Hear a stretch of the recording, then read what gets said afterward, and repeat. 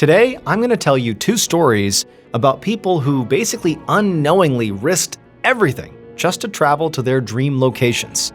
And they didn't realize they were in danger until it was already too late. But before we get into today's stories, if you're a fan of the strange, dark, and mysterious delivered in story format, then you've come to the right place because that's all we do, and we upload 2, 3, even 4 times a week. So if that's of interest to you, please promise the like button a luxurious trip to Paris, but don't tell them you're sending them to Paris, Texas. Also, please subscribe to our channel and turn on all notifications so you don't miss any of our uploads.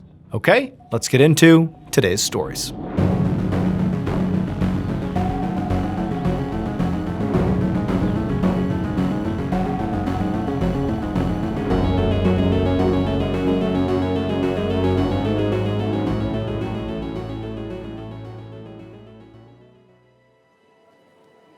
On the morning of Monday, January 7th, 1985, a 31-year-old man arrived at an international airport in order to board his flight to the United States. The man was very nervous. His heart was beating fast and his palms were sweating so much that he could barely hold the handles of his very heavy, tan-colored suitcase. And the reason he was so nervous is because he was feeling very conflicted about what he was about to do. On the one hand, this trip was something he'd been dreaming of for months, and it was supposed to represent the start of a great brand new life. Now, this man hadn't actually packed very many personal items to take with him. But one thing he had brought was a little bound book full of photographs, which showed what mattered the most to him. And what mattered the most was waiting for him in America. But on the other hand, the man was terrified, because before he could begin this brand new life, he had a huge problem he needed to take care of. And that problem was why he needed to drop off his very heavy suitcase without anybody looking inside of it. And so now, inside the airport, the very nervous man stopped and readjusted his grip on the suitcase handles, and then made his way over to the ticketing area, where he would check his bag for his almost 11-hour flight to California. And then, once he touched down and they landed in California, he could get off the plane, go to the baggage carousel, and get his luggage, and then everything would be fine. Now, of course, he knew this was a big gamble. If it had been possible, he would have just brought this bag with him on the plane to stow it in the overhead bin, but he just couldn't do it because the bag was too big, too heavy. And so really his only other choice, if he wanted the suitcase to make it to California, was to check it like he was doing, because the alternative was leaving it behind, and there was no way he was going to do that. He cared far too much about what was inside of this luggage. And so by the time the man actually got in line in the ticketing and baggage check area, he was so stressed out that he was beginning to feel physically ill. By the time he got to the front of the line, he still felt very sick, but he composed himself enough that he walked up to the counter of the airline he was traveling with, which was Lufthansa Airline, and the employee who was working behind the counter was very cheerful, and they greeted the man and took his passport to verify his information. Then the employee put down the passport and then reached out his hand and gestured for the nervous man to give him his very important suitcase. This was, of course, the moment the man had feared the most, when everything could really go astray. But as calm as he could, he lifted up the suitcase, and for a second he almost panicked because it was just so obviously heavy. He realized the employee might make him open it right there because it just seemed wrong that this suitcase was that heavy. And he knew if that happened, he was done for. He'd be arrested immediately. But instead, the employee just dragged the heavy suitcase over to a conveyor belt behind the counter, and the nervous man watched as the employee heaved the suitcase onto the belt, and the man kept his eyes locked on the suitcase as it rolled down the belt and then disappeared through a pair of rubber flaps at the very end. He was so focused on the bag, he almost didn't notice the airline employee returning to try to hand him his boarding pass for the plane. Finally, the employee literally just waved the ticket in the man's face to get his attention, and it kind of snapped him out of it, and he took the boarding pass, and as calmly as he could, he thanked the employee, and then he turned and hurried off to catch his flight. About 12 hours later, on the other side of the world, another employee of Lufthansa Airlines walked around the baggage claim area at Los Angeles International Airport, which is typically just called LAX. It was about 2 p.m. Los Angeles time, and the employee was working in the international terminal. It was his job to monitor the circular carousels where passengers picked up their luggage after their flights, and his job was to make sure no bags were left behind. And as he was making one of these loops, he noticed there was a tan-colored suitcase with soft sides sitting all alone on one of the carousels. The employee stopped and checked the monitor above the carousel to see the last time this carousel had been used by an incoming plane, and it was quite a while ago, and all the passengers clearly had come through and picked up their luggage, except for this one lone bag. So, based on the timing, the employee figured that, well, this bag must be unclaimed. But this was not remotely concerning to him. I mean, luggage went unclaimed all the time, sometimes because bags were sent to the wrong airport, or because the suitcase's owner missed their flight, or even just forgot to get it. But whatever the reason was, it was this employee's job to simply start the process of identifying the owner of the suitcase. So, like he always did, he walked over to the carousel and grabbed the suitcase handle and went to pick it up. But when he did, he let out a sort of surprised grunt and stumbled, because the suitcase was so much heavier than he had expected. So he went back and he grabbed the handle with a better grip this time with two hands, and braced himself and yanked, and the suitcase kind of toppled over and fell off the carousel onto the floor. And this was also around the time that the employee noticed that this really heavy suitcase had no tags on it. And so now this bag did seem very unusual. The extreme weight and no tags, like, that's not normal. So he knelt down and he began to unzip the suitcase to see what was inside. He was legally allowed to do this because unclaimed bags at airports are subject to search. But he had only unzipped it a little bit before he froze, and for a second he just stared in shock at what was inside of the suitcase. But then he immediately got to his feet, just left the bag there, and ran to go find a phone to call the police. A little less than 2 hours later, around 3:45 p.m., Detective Don Ravens of the Los Angeles Police Department's Pacific Division stood in the baggage area of LAX's International Terminal, looking down grimly into the tan suitcase that was lying open on the floor. He was surrounded by officials from the LAPD, as well as the FBI, who had all been called to the airport because of what was found inside of the suitcase: the dead body of a young woman. Detective Ravens was shocked. He guessed this woman was maybe less than 30 years old, and judging by her features and dark hair, he thought she could be from an Asian or Latin American country. But that was about as far as he could get, since she didn't have any identification with her, and there were no tags on the bag. There were also no obvious wounds on her body, so he couldn't immediately tell how she died. Ravens spent some time speaking to airline and airport employees, including Customs, which is the government agency that's in charge of inspecting bags that are coming in and out of the country. And he was puzzled as to how a suitcase with a body inside of it had somehow cleared customs, but an agent explained that they didn't actually open up all the suitcases, which meant whoever checked this bag through customs had taken a huge risk, because realistically, they could have been searched and then the body would have been found. So this suggested a certain level of desperation, but apparently this risk this person took to check the bag had paid off, because the bag had gone all the way to California. But despite that, Ravens didn't find much to go on here. At this moment, the victim was a Jane Doe, which meant there was no identification for her. And Ravens knew she could really be from anywhere in the world, despite, his snap judgment that perhaps she was from an Asian or Latin American country. And because LAX was an international airport, whoever checked this bag and potentially even put her into the suitcase could now be anywhere in the world too.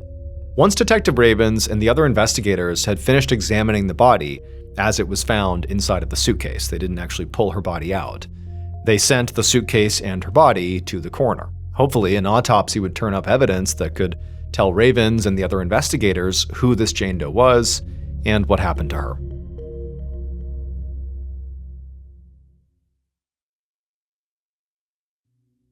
The following day, on Tuesday, Ravens sat down at his desk and he opened up a manila folder he had been given. Inside of it was his Jane Doe's autopsy report.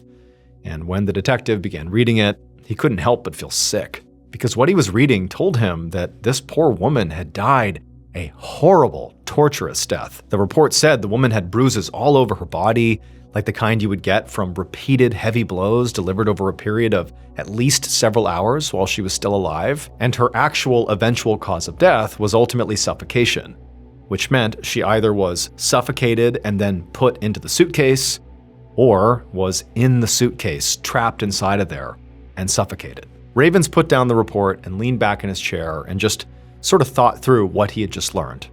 Based on the autopsy, he now knew this poor woman had died a brutal, awful death, but the coroner had not found any identifying information or anything on her that would give away or help to give away who she actually was or who did this to her.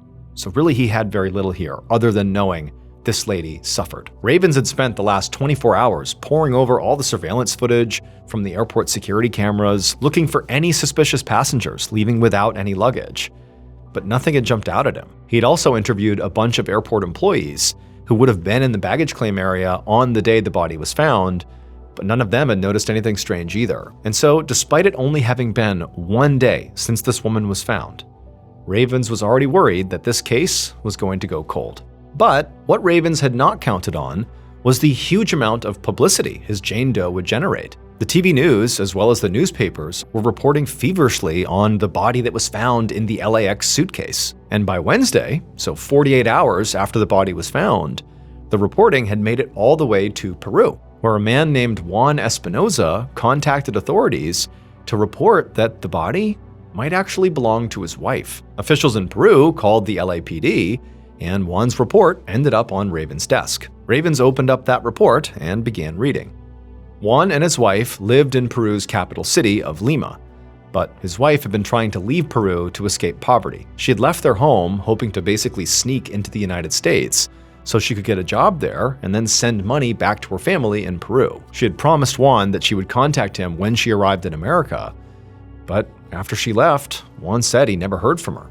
This report felt like a promising lead to Ravens. Juan and his wife checked a lot of boxes, especially because, Ravens' Jane Doe had features that indicated she could be from a South American country like Peru. And so Ravens wondered if Juan's wife had tried to get into America by using a human smuggler, which is someone who transports immigrants across borders illegally. Human smuggling was obviously an unregulated industry, and Ravens knew smugglers could be very violent or reckless, and the people they were transporting often had no protection. Meaning, sometimes when people would go to these smugglers to try to get help to go to these other countries, sometimes the smuggler wouldn't help them.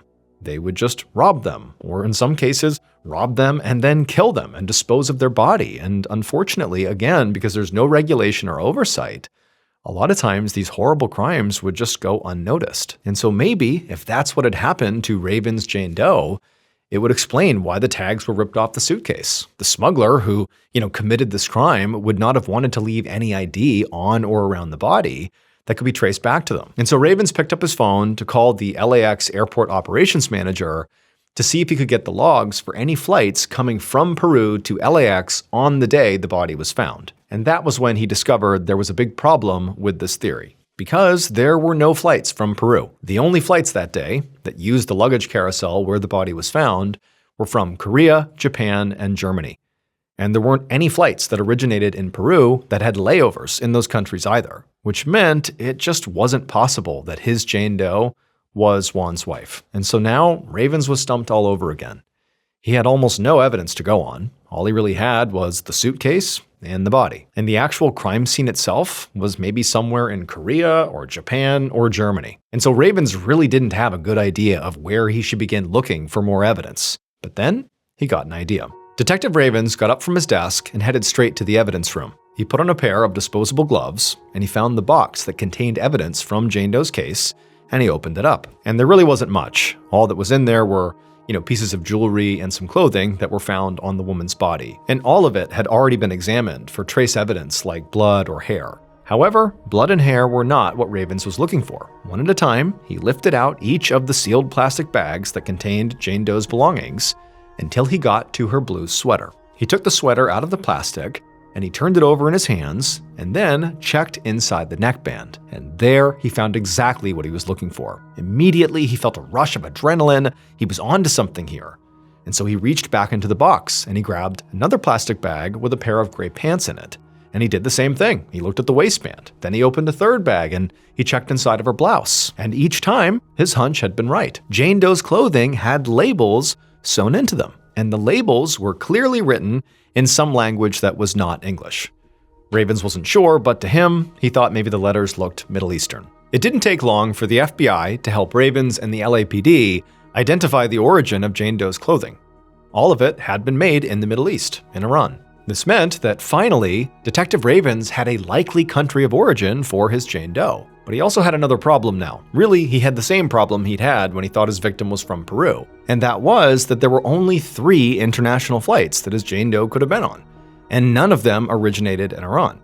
And there were no connecting flights from Iran that day either. And so Ravens needed the public's help. On Thursday, so 3 days after the body was found, he and another detective sat down with a reporter from the city's newspaper, the Los Angeles Times, a publication that's read all over the world. And Raven and this other detective's goal was, to give as many updates as they could about the case, hoping that somebody somewhere would read the story, recognize a detail, and come forward. However, that's not really how the interview played out. By the end of it, Ravens was feeling pretty discouraged by all the questions he and his partner just couldn't answer. In fact, the last thing he said to the reporter, which ended up getting printed as the sort of last line of the story, the lasting impression, if you will, was, "Don't be too surprised if you never find out where she came from or who she is." The next morning, Detective Ravens got to his office and had barely taken off his coat when his phone rang. A police officer from Sacramento, California was on the other line, and he sounded all worked up. He told Ravens that he knew that, the LA investigators had been working on the airport Jane Doe case, and even though it wasn't going anywhere, he knew it was a big deal for them. But he told Ravens that he actually had this unbelievable development in Northern California that was connected to the airport Jane Doe case. He said authorities in Northern California had just found another body. But when Ravens heard this, his first reaction was not excitement that there was new evidence or something. It was confusion. He didn't need another body. He needed to find his Jane Doe's name. And so he asked the Sacramento officer, what he meant. Had they found another woman in another suitcase or something? But the Sacramento officer said no. The body belonged to a man, and this guy's name had never even been on police radar. He had died from a gunshot wound, 400 miles away from Raven's Jane Doe. But the officer said that the story they had uncovered behind this new body would likely solve Raven's Jane Doe case. This is the story that the Sacramento officer told Ravens. On the evening of Monday, January 7th, just a few hours after Jane Doe's body had been found at LAX, a man named Hadi had picked up his friend and roommate, a 31-year-old man named Mahmoud Ayazi, at the Sacramento airport, which is about 400 miles north of LAX. Hadi was excited to see Mahmoud, who'd been away for a few weeks. They were good friends, and Mahmoud was always very optimistic and fun to be around. But on this day, when Mahmoud got in his car, Hadi immediately noticed that his friend seemed sullen and quiet, and just very clearly upset about something. And so Hadi asked him what was wrong. And Mahmoud just said, "Oh, I'm sick with the flu." But to Hadi, Mahmoud did not look very sick. He looked worried and kind of jittery and nervous. And as they started to drive, he kept looking out the windows and out the back of the car, like he was nervous about somebody following them or something. And when they got back to their apartment, Mahmoud went straight to bed. And for the next 2 days, Mahmoud continued acting increasingly weird and paranoid. He asked Hadi to disconnect the phone in their apartment and said he didn't want to see any of their mutual friends. He also kept looking out the windows of their apartment, but whenever Hadi asked what was wrong, Mahmoud refused to explain. Then, sometime before 6 a.m. on Thursday morning, so now 3 days after Hadi picked Mahmoud up from the airport, Hadi woke up to the sound of the front door of his apartment opening and then shutting. So it felt way too early for Hadi or Mahmoud to be up, and they also lived in a city where break-ins were unfortunately not uncommon. So the sound of the door opening was enough for Hadi to get out of bed and go make sure everything was okay. But when he got to the door, he did not find an intruder or something. He found Mahmoud in the process of leaving the apartment. Hadi asked his friend, where are you going? But Mahmoud just shook his head and said he was simply going out. And so there was really nothing Hadi could do. I mean, he couldn't stop Mahmoud from going out, so he watched his friend leave, and then Hadi went back to bed. But as he was in bed, he had this sick feeling in his stomach that something bad was about to happen. About 2 hours later, somebody called the Sacramento Police Department to report finding a dead body in the driver's seat of a car in a parking lot. The dead man had clearly died from a self-inflicted gunshot wound, and on the passenger seat next to the body were 2 Iranian passports and 1 Lufthansa Airlines plane ticket. When the Sacramento police officer finished telling Detective Ravens the story, he said he believed that one of the passports that were found in the car with the body belonged to Raven's Jane Doe. He said he would send it over that afternoon by courier so Ravens could make a positive ID. And when the passport did arrive, Ravens was able to finally give his Jane Doe her name back. She was a 20-year-old Iranian woman named Katan Safawi, and after investigators searched Mahmoud's apartment, they would find another piece of evidence that would actually explain why Katan Safawi had ended up beaten and pummeled and asphyxiated to death in an abandoned tan suitcase in LAX. The evidence was a little bound book, and it was full of photographs. Back on January 7th, 1985, Mahmoud very nervously dropped off the tan suitcase that contained Katan at the international airport and then boarded a Lufthansa flight to LAX. He was traveling from Frankfurt, Germany, one of the 3 cities that had flights into LAX that day that specifically used the carousel where the body was found. But Mahmoud's trip had not started in Frankfurt. It had started in Iran. But his travel plans had gotten all messed up and he'd gotten stuck in Germany for several days. And so this was him finally getting out. But he was insanely nervous about this leg of the trip because of what was in his suitcase. He had expected to feel much less worried once he had successfully checked the suitcase and got his ticket and boarded his flight. But when he did all that, and when his plane took off, Mahmoud only got more and more anxious. Every time the plane hit even the tiniest amount of turbulence, he wanted to scream from the anxiety. But finally, the flight landed at LAX, and as soon as it touched down, Mahmoud got off as fast as he could and practically sprinted to the baggage carousel where he would pick up his suitcase and then board another flight to Sacramento. But when he got to baggage claim and he picked up his suitcase, he knew immediately something was wrong. With a shaking hand, he unzipped the suitcase. And when he looked inside, he felt a wave of grief and horror that was so powerful he almost fainted right there. Because the trip that Mahmoud had been dreaming of for months, that he was returning home from now, was a journey to his home country of Iran to get married to the woman he loved, Katan. And now, inside the suitcase, was the dead body of his new wife, Katan, who Mahmoud had been trying to smuggle into America to start their new life together. Katan had run into issues with her visa in Frankfurt, and officials wouldn't let her board the plane to America. And so Katan and Mahmoud tried for days to fix this problem, but it became clear that only Mahmoud would be able to actually enter the United States, not Katan. And so ultimately, Katan willingly got into that suitcase. Mahmoud had not murdered her, or at least not intentionally so. She hadn't been trafficked or anything. She chose to get in that suitcase. Together, they decided that they would smuggle her in the cargo hold of the plane, and that's how they would get her to the United States. But during the flight, when she had boarded, she had been totally alive.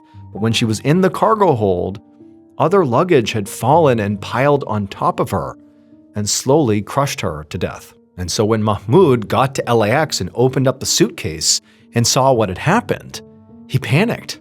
He pulled the tags off the suitcase and left the suitcase and just got on his flight to Sacramento.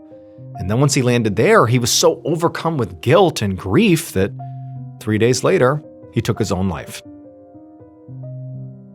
When police searched Mahmoud's room, they found the little bound book full of photographs that he had so carefully packed for his trip to America, and those photos were of his and Katan's wedding. The following week, Mahmoud and Katan's bodies were sent back to Iran via the same route they had taken to get to Los Angeles. But this time, they traveled together.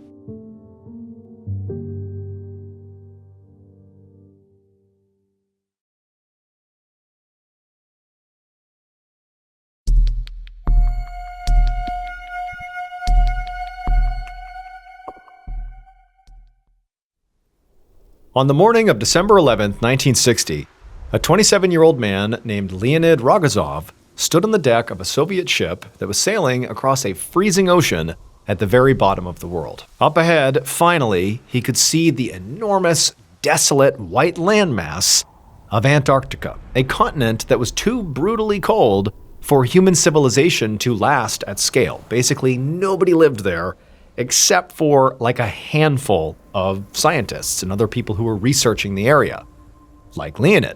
Antarctica was about to be Leonid's home for the next year and a half. And Leonid, he looked around him on the deck of the ship at the other 11 men who made up his team, and he smiled. They were all part of what was called the 6th Soviet Antarctic Expedition, and they'd been sailing for 36 days, all the way from Leningrad, Russia, to get here. Their job was to get to Antarctica, disembark, and then travel nearly 50 miles inland over brutal terrain, where they would eventually build a brand new scientific research facility from the ground up, and then they would stay there and begin studying the local climate. Leonid and the rest of the men had been chosen for this expedition because they all had specific skills that the team needed. Leonid was a meteorologist and also knew how to drive this special all-terrain vehicle that they'd brought on the ship. There were a few other meteorologists on the team, as well as several engineers and other scientists, and also one of the men was a doctor. Their work was part of a larger Cold War-era effort by the Soviet government to expand scientific research and knowledge. So Leonid saw this job both as a way of having this big adventure and also as a way of serving his country. And so he ultimately felt proud to be here. But as he was actually looking at the vast emptiness of Antarctica right in front of him for the first time, the reality of the situation they were in began to dawn on him, and he began to feel a jolt of fear. Everything on this expedition had to go exactly right, or he and the other men's lives would be in danger. I mean, this is not a safe place for people. They were arriving in a place with literally zero infrastructure, and they only had about 2 months before the polar winter was going to hit Antarctica, which meant they had to construct the entire research facility and make sure it was polar winter-proof in those first 2 months, because that was their shelter. And just to make the stakes clear, if they didn't get it done in time, or if the structure was flawed in some way, they would almost certainly die. When the polar winter came, temperatures would drop as low as negative 140 degrees Fahrenheit, and the ocean would literally freeze solid. The closest help would be about 1,000 miles away and could take weeks or even months to arrive. And their only way to contact the outside world was with this long-range radio that was not always reliable. So essentially, Leonid and these 11 other men that made up this expedition, they were going to be completely isolated, with nobody to rely on except each other, until their scheduled pickup, which was in April of 1962. Again, a year and a half later. So now, when their ship docked on the coast of Antarctica, and the captain called out for everyone to start unloading the ship, Leonid hesitated, and so did some other men. I mean, this was it. This was the real start. But one at a time, they began grabbing their supplies and climbing down a ramp on the side of the ship. Leonid watched his fellow scientists step onto the snow, and as he did, he sort of shook off his own fear as a moment of weakness. Right now, he needed to be strong. And ultimately, I mean, Leonid was a very strong-willed person. He had been born in a remote village in eastern Siberia, so he knew he could handle the isolation and the extreme cold. He had already done that before. He was also the son of a World War II veteran who had died in combat, and his father had taught him to soldier on at all costs, even under the toughest circumstances. So right now, that's what Leonid did. He soldiered on. He took a deep breath of the ice-cold air, then grabbed his things, walked down the ramp, and stepped onto the snow with the others. And then once they had everything they had packed for the next 16 months off the ship, the crew on board the ship still wished all the men good luck, and then they lifted up the ramp. And then Leonid and the rest of the team watched as that ship began sailing away, leaving them all alone for the first time.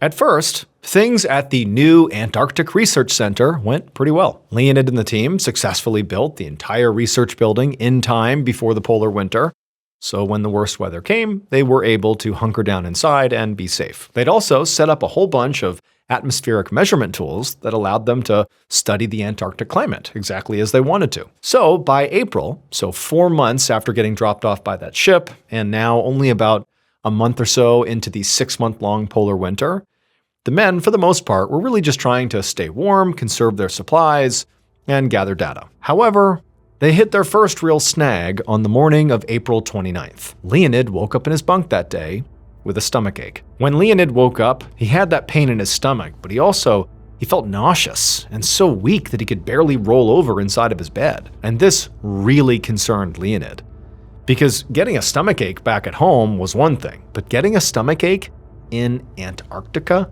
was totally different. For one, there was a huge blizzard going on outside that was making both land and air travel literally impossible, which meant that even if Leonid radioed for help, nobody would be able to get to him for a very long time. And to make matters even worse, at their research station, They didn't have access to most of the regular medical treatments that would have been available back at home. Basically, if this stomachache was anything serious, Leonid could die. As a result, Leonid would basically not allow himself to even consider the possibility that this stomachache was serious. Instead, he told himself that, he must have just eaten something weird. They were all living off of rations of preserved food, and so he figured he must have gotten a bad batch of something, and maybe he just had a mild case of food poisoning. So he dragged himself out of bed and he went to the kitchen for a glass of water to hopefully settle his stomach. But when he got there, he saw two other men, another meteorologist and an engineer, who were sitting at a nearby table having breakfast, and they took one look at Leonid and immediately asked him, hey, are you okay? And Leonid didn't want to worry them because, again, any medical emergency is a huge deal here for everybody. So he quickly forced a smile and said, oh yeah, everything's fine. Then Leonid quickly grabbed his glass of water, chugged it down, and made his way back to his bunk. And when he got there, he didn't just climb back in bed. Instead, he grabbed some clean clothes and a towel, and then walked down the hallway to the shower stalls. And he turned one on as hot as it would go, and then got inside. However, before he could even wash his hair, his vision began to go blurry around the edges, and his ears began to ring. He felt like he was about to faint, and he quickly sat down on the floor of the shower so he wouldn't fall and hurt himself. And as he was sitting there with his head spinning and the hot water raining down on him, the dull, aching pain in his stomach suddenly sharpened. It was like a horrible, stabbing pain ripping through his stomach now. Leonid barely had time to wrap a towel around his waist and rush to a toilet before he began to vomit. A few minutes later, Leonid stumbled into a small storage closet where the research team kept a reserve of basic medications like pain relievers and antibiotics. Leonid took some antibiotics and tried to power through the day, but that pain in his abdomen just got more and more intense. Eventually, he told the other men on his team that he really had to stop, lie down, and rest, that something was wrong here, but maybe if he just lays down long enough, it'll go away. Leonid would spend the entire evening going back and forth from his bed to the toilet because he kept vomiting, and he didn't sleep at all that night. And by the next morning, April 30th, Leonid was in so much pain that he really couldn't even try to hide it anymore. He was still vomiting, he was still very dizzy to the point where he could barely stand up, and he could tell he was also running a very high fever. However, what really scared Leonid the most was what his belly actually looked like. He had not been able to keep any food down for the last 24 hours, so he knew his stomach was completely empty, and yet he was so bloated that his belly was sticking out like a balloon. And so lying in bed, feeling feverish, nauseous, and dizzy, and looking down at his grotesquely swollen abdomen, Leonid had to admit to himself that this was definitely more than just food poisoning. Something was very wrong, and he needed help. The scientific research team's doctor took stock of all of Leonid's symptoms, and he immediately came up with a diagnosis. And the diagnosis was simple, but the treatment was not. Leonid definitely did not have food poisoning. He was in a life or death situation. This was a very serious thing. But to save him, the doctor was going to have to perform a surgery that had only ever been done successfully 2 times in all of history. And that was because this surgery required a very risky technique that most doctors refused to even try because it was so dangerous, both to the patient and also to the doctor. Basically, Leonid was likely going to die if the doctor attempted the surgery, but Leonid was definitely going to die if he didn't. And so ultimately, a decision was made that the doctor would give it his best try. At least that way, they were trying to save Leonid's life, even if they were unsuccessful.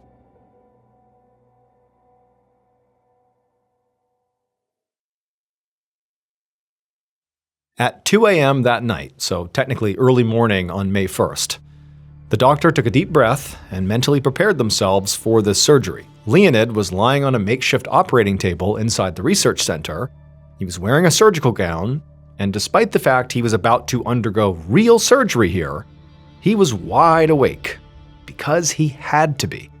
Due to the nature of this incredibly risky and rare surgery, the doctor couldn't actually give Leonid any real anesthesia to knock him out. Leonid had to be wide awake and fully aware for this entire procedure, which meant all he could get were some local anesthetics, which sort of dulled the pain but did not get rid of it. The doctor looked over at the 4 other research team members who were in the operating room.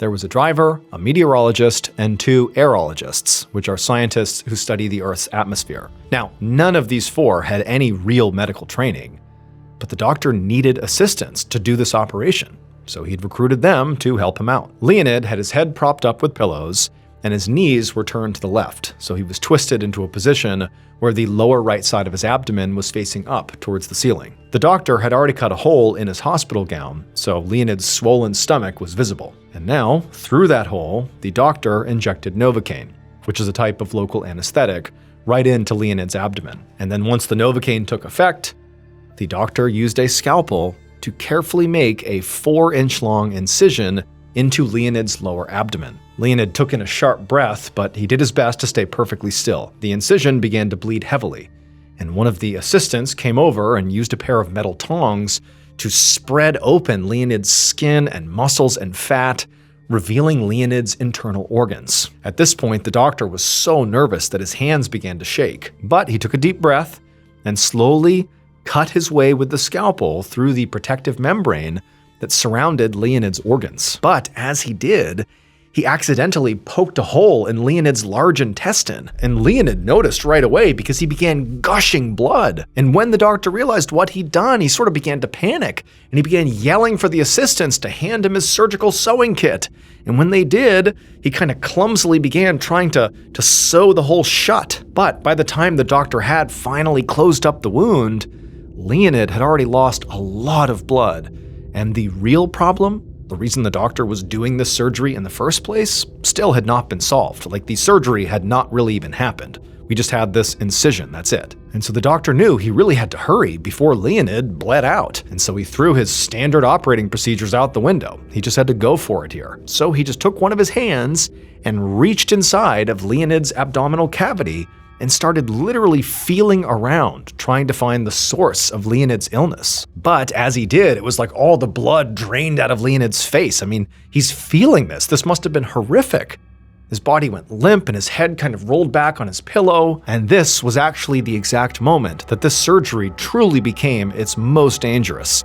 Not just for Leonid, but for the doctor too. Right as Leonid's head rolled backwards, the doctor felt himself go weak, and suddenly he was seeing stars. And this was because Leonid and the doctor were actually the same person. In addition to being a meteorologist and a driver of that special vehicle, Leonid was also a recent medical school graduate, and he was the one doctor at this research station. So Leonid was performing surgery on himself. He had given himself that Novocaine shot, and then forced himself to stay still as he carved a 4-inch-long incision into his own abdomen, accidentally slicing into his intestines that he had the wherewithal to then stitch up as he's bleeding to death, and then he shoved his own hand into his abdominal cavity. But it was at that point that Leonid actually looked like he might die, because he began to show signs like he was going to pass out, likely from blood loss or just shock. But he'd given his assistants specific instruction